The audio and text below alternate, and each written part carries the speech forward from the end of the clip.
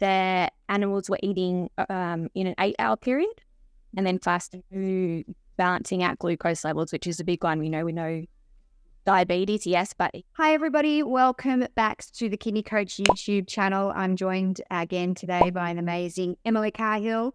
Emily is a cardiovascular nurse. She has a special interest in oncology. She's a naturopath, and she's also a very valid member of the Kidney Coach team. So let's walk people through exactly what time restricted is and how would they incorporate that into their day-to-day life. What does that look like? Yeah, so it's about restricting the hours of the day that you're eating, which then means that you're increasing the hours of the day that you're fasting. So that's, the easiest way I find to do it, because while we're sleeping, we're all fasting. So we all do a version of time restricted or timed eating already. It's just about increasing that fasting window and decreasing the eating window.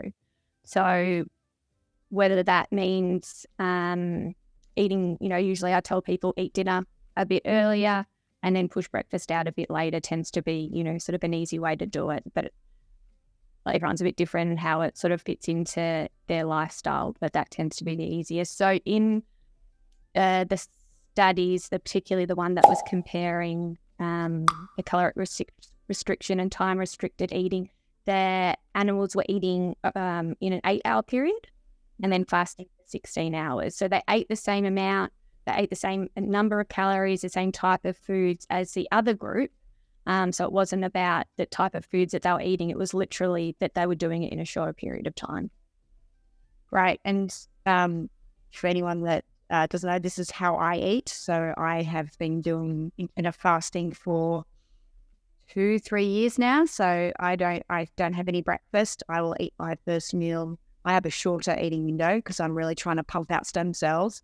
But I will have my first meal between 12 and 1 o'clock, and then I don't eat again up to 7 o'clock. So, and I use this a lot in autoimmune cases, which is what I see bulk of in clinic with fantastic results. But as I mentioned, I have 2 polycystic kidney patients in my care at the moment.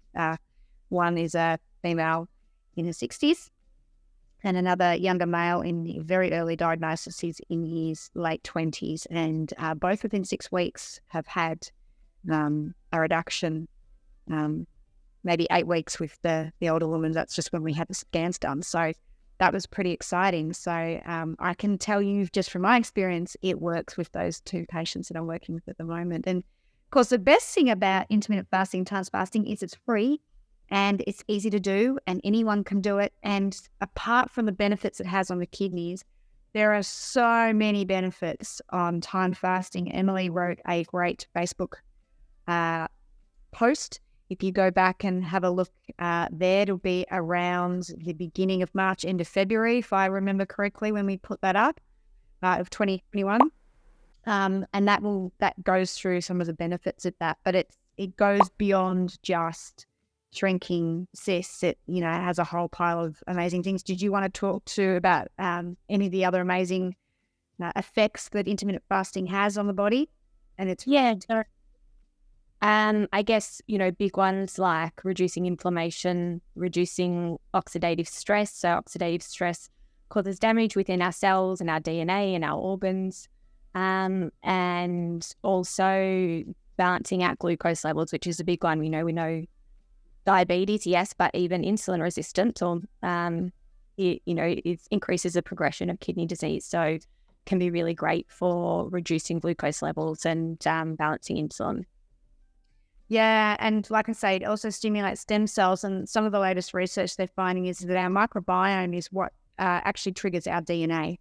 So our microbiome is very much, we know with epigenetics, it's the environment that signals the genes rather than the genes themselves, but we're now finding that the health of your microbiome very much talks to how DNA is switched on and off.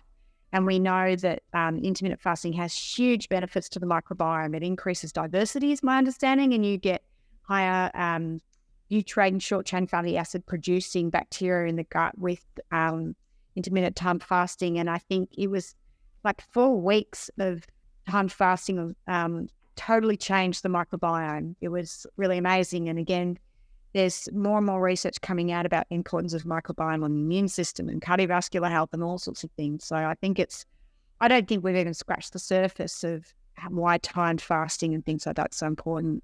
Just remember to hit subscribe so you'll get notified whenever there's some new content on the YouTube channel. And if you haven't already, head across to kidneycoach.com. There's an article there that Emily's written on polycystic kidney disease. So take care, everybody. And again, thanks for listening. And we'll see you next time. Thanks again, Emily. Appreciate it. Bye.